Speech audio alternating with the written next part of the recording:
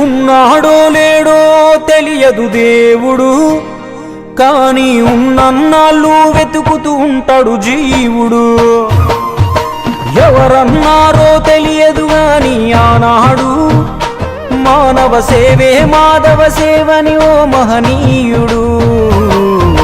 దేవుడంటే సాయమేరా తమ్ముడు, ఆ దేవుడే ఇది చెప్పిన ఎవ్వడు నమ్మడు. దేవుడంటే సాయమేరా తమ్ముడు, ఆ దేవుడే ఇది చెప్పిన ఎవ్వడు నమ్మడు.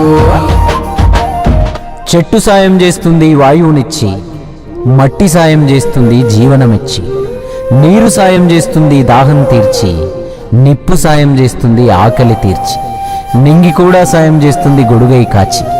పంచభూతాలన్నిటికీ పంచే గుణమే ఉంది, మరి మనిషికి కొంచెం కూడా లేకుంటే ఎట్లా? ఎదుటి వాళ్లకు చేసే సాయం మన ఇంటి గూటిలో పెంచుకునే పక్షి లెక్క. మనం ఎటగిరేసినా తిరిగి మళ్ళా మన ఇంటికే వస్తుంది. అందులోనూ మన దేశంలో ఏ పన్నులు పర్మిషన్లు అక్కర్లేని సుఖమైన పని సాయం ఒక్కటే. ఇంకా ముద్దుగా అర్థమయ్యేటట్టు చెప్పాలంటే, మనం చిన్నగున్నప్పుడు బలపానికి చింతకాయ అనుకున్నట్టే, మనం గింత ఇస్తే దేవుడింత కలిపి మనకు శానా ఇస్తాడు. అందుకే పొద్దున లేచిన దగ్గర నుండి మళ్ళీ నిద్రపోయేదాకా చిన్నదో పెద్దదో ఏదో ఒక సాయం చేద్దాం. అదొక్కటే రేపు మనకు మన ముందోళ్లకు ఖచ్చితంగా ఉపయోగపడే నమ్మకమైన స్థిరాస్తి.